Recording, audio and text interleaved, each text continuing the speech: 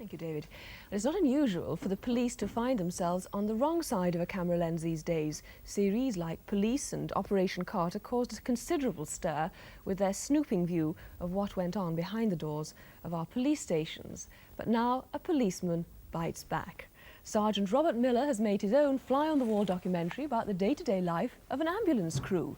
The film's called BECONTEREE ONE, which is the radio call sign of the ambulance crew, and it's one of the entries in tonight's BBC Two film competition to find the best amateur filmmaker in the country. What do you say? There's a building site accident. BECONTEREE ONE, Red Base, BECONTEREE ONE, over. Yeah, it's a corporate accident to a building site, Old Church Road, Romford. A male worker fallen from the height at 53, Golf Mike Bar, Juliet Charlie, BECONTEREE ONE, over. Right, the whip round here, Ron, we'll be right on top of it, yes? Yeah. Well, we were working over by a cement mixer and heard a bang. I looked round, there he was lying there. All right, Governor. Yeah, that's fair enough. Lie still now, lie still. You're in safe hands. Try this gas. It takes the pain away. Okay? Look, now you hold it yourself. You hold it. Okay? That's lovely. That's it. Deep breath. How you doing, Jim? All right? Good. Bob, I'm wondering, first of all, how difficult it was for you to film a scene like that, being a fly on the wall with ambulancemen. It was very difficult because, of course, there was lots of things happening at the same time. Different people were treating the patient all at the same time, and you try to capture the best of it while it was going, you know. I'm wondering too, why you're a policeman, you obviously spend a lot of time doing your work. How on earth did you have time to do all this as well? Well, unfortunately, it had to be off duty, of course, you know, and I had to fit my times in with the ambulance crew over a long period of time. My off-duty hours were their duty hours, so we went along quite happy together. What kind of particular problems did you run up against in the filming of this piece? I think the main problem was trying to get something of substantial interest to film. I was surprised that during the time I spent with the ambulance people, the amount of, I could say, rubbish that they dealt with is minor incidents in actual fact. Can you name a few?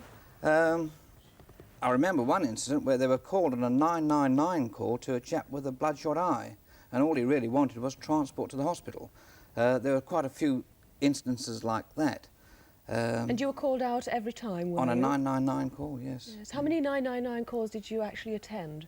I think we actually, during the time I was filming with them, must have filmed about 10 or 11 999 calls, but none of them were really of a sensational sort of material to include in the film finally.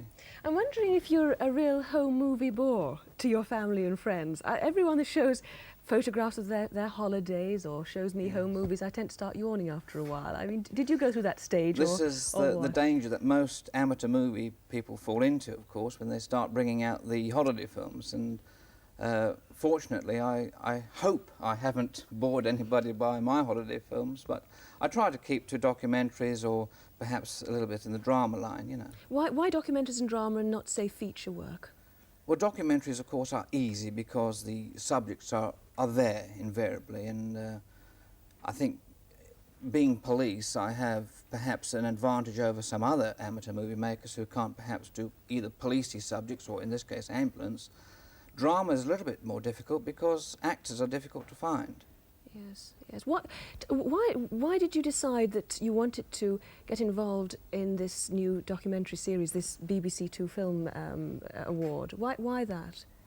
I think it's the desire of all amateur movie makers to sort of have some form of recognition for their work, really. But your work only cost you £85. This film cost you 85, which is nothing, is it, in comparison to big budgets of Hollywood? No. Super 8 was, in those days, relatively cheap, but now it's a bit more expensive. But, as you say, £80 is no budget, really, for a documentary lasting some 15, 17 minutes. Briefly, if you were given £1 million to spend on a film, what would you film? I don't know. It'd have to include some superstars, I think. Would? Particularly what? I'd like to get involved, you know, in true wildlife type things. The photography in some of the wildlife films is absolutely superb, and the facilities that they have, of course, are you know, surmountable. But I'd like to get involved in that type of thing. Well, Bob Miller, thanks very much for coming in today. Wish you much luck too. Thank you, Selina. And the BBC Two film competition begins tonight at 7:05 with the judging of the drama entries. Let's go over now and see what the weather holds. Francis? Thanks, Selina. Some more environmental images.